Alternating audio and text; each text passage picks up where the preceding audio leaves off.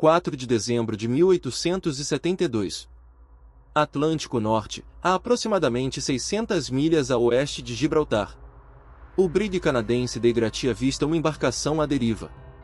Nada incomum, não fosse por um detalhe, era o Mary Celeste, um navio que havia partido de Nova York 8 dias antes deles, com destino à Itália. O que a tripulação do Dei Gratia encontrou a bordo entraria para a história como um dos maiores mistérios marítimos de todos os tempos. Um navio intacto, com carga valiosa, pertences pessoais e nenhum ser vivo. Mas o que realmente aconteceu? Diferente das lendas que vocês ouviram, hoje vamos navegar pelas fontes históricas, pelos documentos oficiais e pelas evidências reais para tentar responder o que levou 10 pessoas a desaparecerem sem deixar vestígios. Para entender o mistério, precisamos primeiro conhecer o Mary Celeste. Construído em 1861 em Spencer's Island, Nova Escócia, ele foi batizado como Amazon. Um navio de 282 toneladas, 30 metros de comprimento, feito para o comércio marítimo.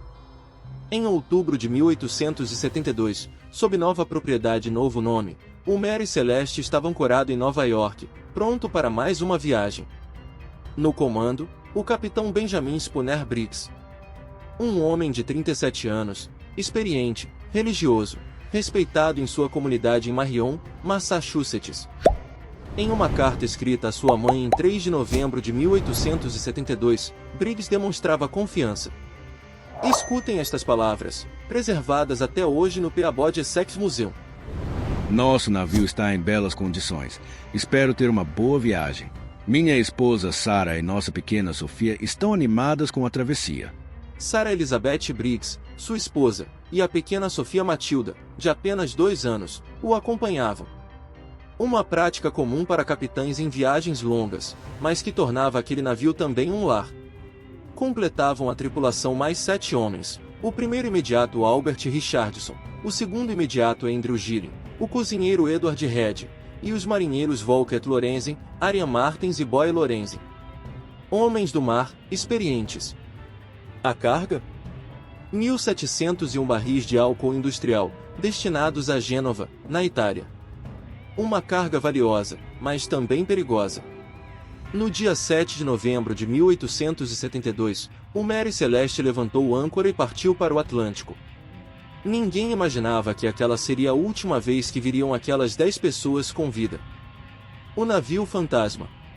8 dias depois da partida do Mary Celeste, outro navio deixava Nova York, o Dei Gratia, sob o comando do capitão David Morerose. Seguiam a mesma rota, mas com destino a Gibraltar. No dia 4 de dezembro, por volta da 1 da tarde, o imediato do Dei Gratia avistou um navio à deriva. Algo estava errado. As velas estavam arriadas de forma desordenada, o movimento era errático. Ao se aproximarem, reconheceram a embarcação, era o Mary Celeste. Morerose conhecia Briggs pessoalmente. A preocupação se transformou em apreensão.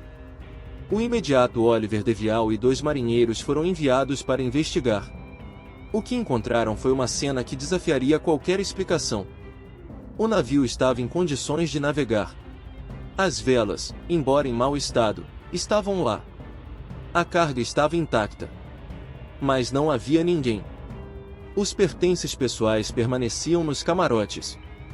Roupas, utensílios domésticos, uma máquina de costura.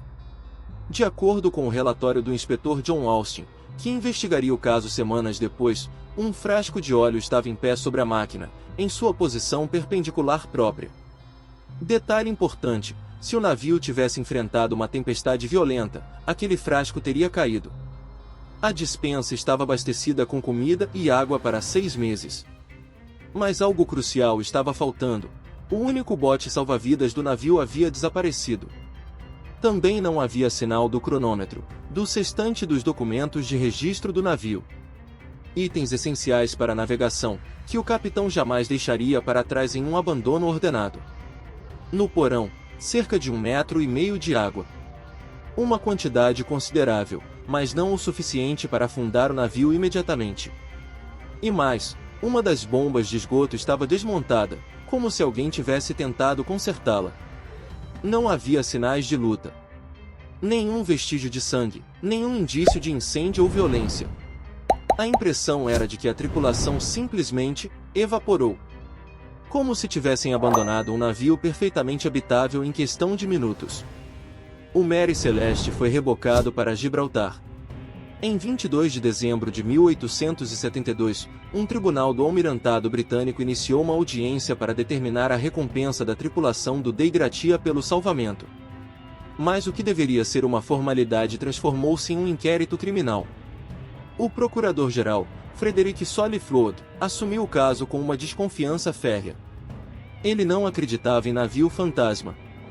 Suspeitava de conspiração, de assassinato, de fraude de seguro. Solly-Flood ordenou vistorias minuciosas. E os relatórios dos inspetores revelaram detalhes perturbadores. O inspetor naval John Austin encontrou marcas de cortes profundos nas madeiras de ambas as proas, a cerca de 1 metro acima da linha d'água.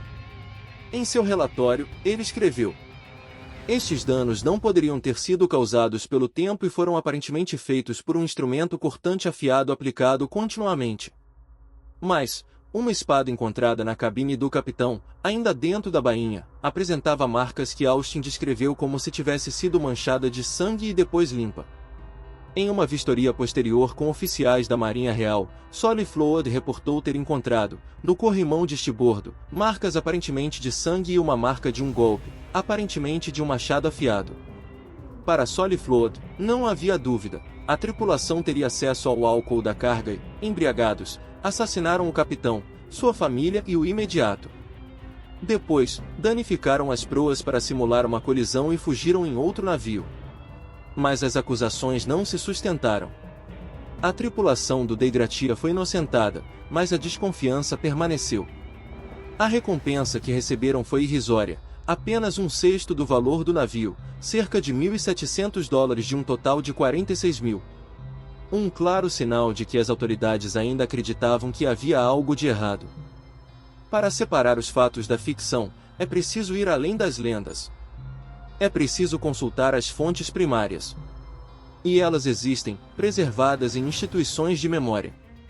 O Peabody Sex Museum, em Massachusetts, abriga a mais significativa coleção de materiais sobre o caso. São cartas pessoais da família Briggs, incluindo a última carta do capitão Briggs para sua mãe.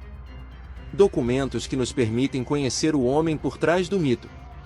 Os papéis do pesquisador Charles Z. Defy, que passou anos investigando o caso e escreveu o livro definitivo Mary Celeste, The Odyssey of Abandoned Ship, contém correspondência com descendentes, recortes de jornais da época e cópias da transcrição do inquérito de Gibraltar.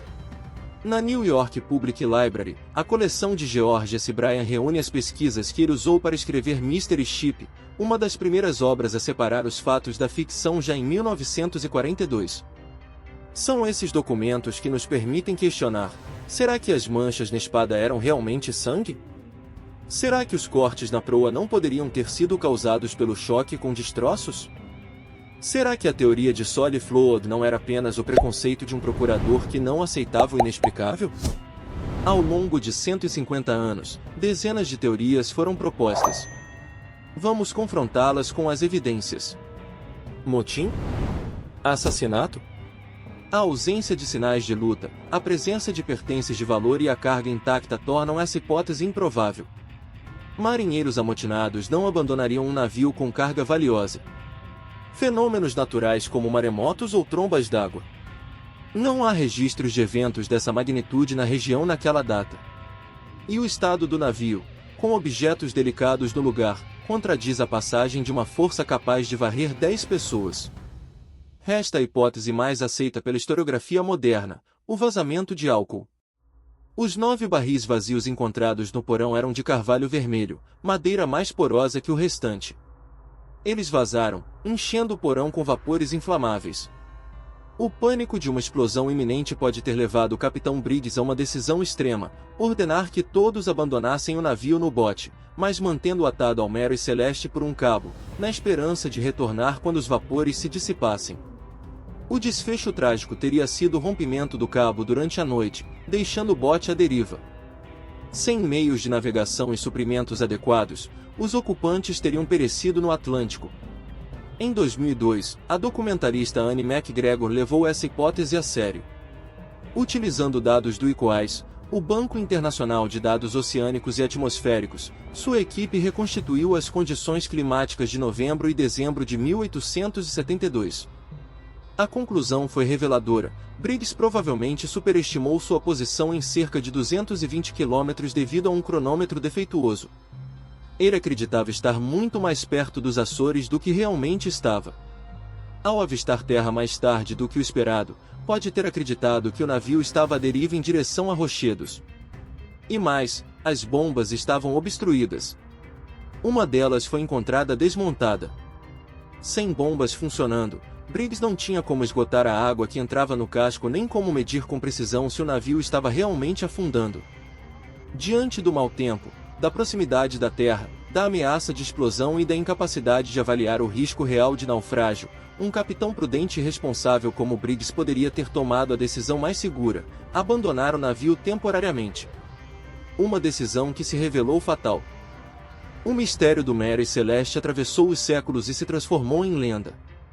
O nome foi erroneamente grafado como Marie Celeste em um conto de Arthur Conan Doyle, e foi essa versão que popularizou a história dos navios fantasmas. Mas o navio real teve um fim menos misterioso e mais prosaico. Anos depois, sob novos proprietários, o Mary Celeste foi deliberadamente encalhado em um recife de corais no Haiti, em 1885, numa tentativa de fraude de seguro. Dessa vez, a fraude foi descoberta. O mistério do desaparecimento de sua tripulação, no entanto, permanece. Não por falta de documentos, mas pela natureza do evento, um ato humano de abandono em circunstâncias extremas, cujos protagonistas desapareceram sem deixar um registro final. As fontes primárias nos permitem compreender o contexto, as personalidades envolvidas e as evidências materiais. Elas nos aproximam da provável verdade, um erro de cálculo, uma avaria crítica e uma decisão trágica em meio ao pavor do mar. O Mary Celeste não foi amaldiçoado. Não foi vítima de monstros marinhos ou abduções alienígenas. Foi vítima do medo humano diante do desconhecido, das limitações da tecnologia do século XIX e da fragilidade da vida no mar. Se você chegou até aqui, já sabe, a verdade é quase sempre mais complexa, mas também mais fascinante do que a lenda. Aproveite e não se esqueça do like, se inscreva e compartilhe para que possamos ser recomendados a mais pessoas. Obrigado por navegar conosco por essa história. Até a próxima!